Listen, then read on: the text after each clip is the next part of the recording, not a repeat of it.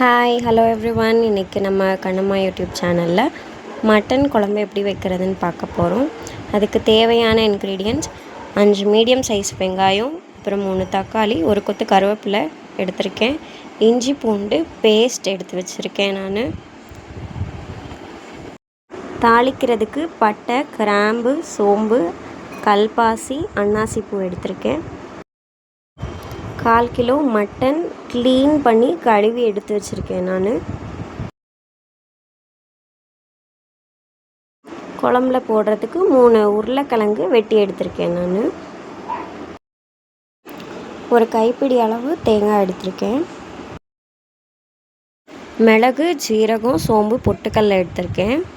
இது என்ன பண்ணணும், சட்டி சூடானதுக்கப்புறம் நான் சொன்னேன் பார்த்தீங்களா, அந்த 4 பொருளையும் போட்டு நல்லா வறுத்து எடுத்துக்கணும்.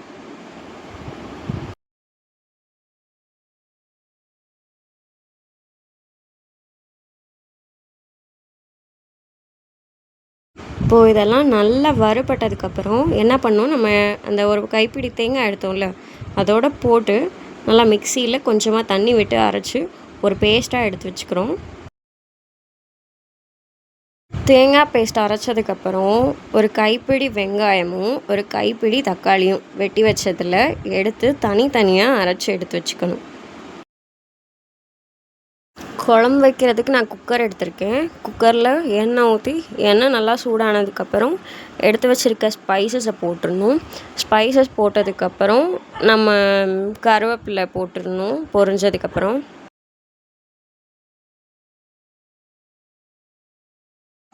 அதுக்கப்புறம் நம்ம வெட்டி வச்ச வெங்காயத்தை எடுத்து போட்டுக்கிறோம். அதை நல்லா கோல்டன் ப்ரௌன் கலர் வர வரைக்கும் நல்லா வதக்கிக்கணும்.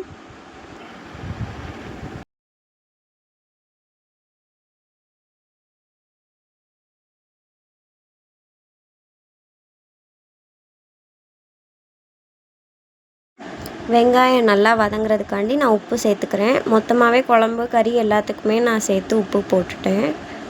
போட்டதுக்கப்புறம் நம்ம அரைச்சி எடுத்து வச்சோம் பார்த்திங்களா வெங்காயம், அதையும் போட்டுக்கணும். இப்போ போட்டு நல்லா வதக்கிடணும்.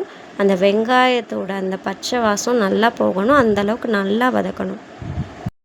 நல்லா வதங்கினதுக்கப்புறம் இப்போ இஞ்சி பூண்டு பேஸ்ட்டு போட்டுக்கிறேன். நான் அதையும் போட்டு நல்லா வதக்கிக்கணும். நம்ம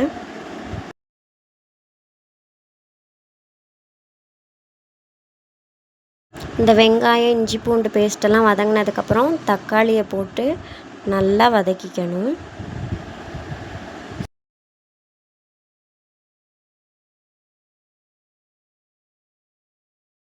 தக்காளியை நல்லா வதக்கினதுக்கப்புறம் அரைச்சி வச்ச தக்காளி பேஸ்ட் போட்டுக்கிறோம். அதையும் போட்டுட்டு இப்போ நல்லா அந்த பச்சை வாசம் போகிற அளவுக்கு நல்லா வதக்கிக்கணும்.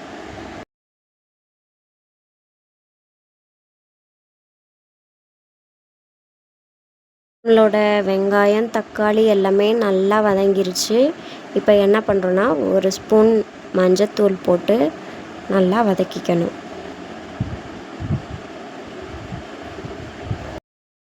அடுத்து 3 ஸ்பூன் நான் வீட்டில் அரைச்சி வச்சுருக்க குழம்பு தூள் எடுத்திருக்கேன். 3 ஸ்பூன் குழம்பு தூள் போட்டு நல்லா கிளறிக்கணும்.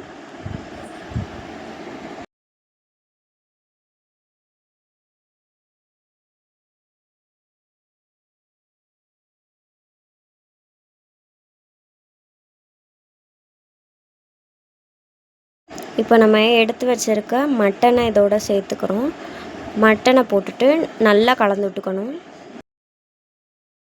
ஒரு பொருளும் போட்டதுக்கப்புறம் நம்ம கொஞ்சம் டைம் எடுத்து அதை நல்லா வதக்குனா மட்டும்தான் அந்த குழம்பு டேஸ்ட்டாக இருக்கும். ஸோ என்னடா இவ்வளோ டைம் ஆகுதே அப்படின்லாம் பார்க்காதீங்க. நல்லா வதக்குனா தான் டேஸ்ட்டாக இருக்கும். கறியை போட்டு நல்லா கிளறினதுக்கப்புறம் நம்ம வெட்டி வச்சுருக்க உருளைக்கிழங்கை எடுத்து இதோட சேர்த்துக்கிறோம். நம்ம சேர்த்துட்டு இதையும் நல்லா கொஞ்ச நேரம் ஒரு 2 நிமிஷம் 3 நிமிஷம் நம்ம இந்த மசாலாவை நல்லா கிளறி விட்டுக்கணும்.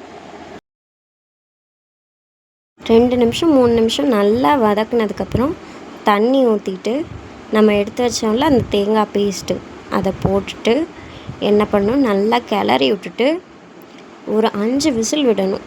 5 விசில் விட்டோம் அப்படின்னா நம்மளோட மட்டன் குழம்பு ரெடி ஆயிடும்.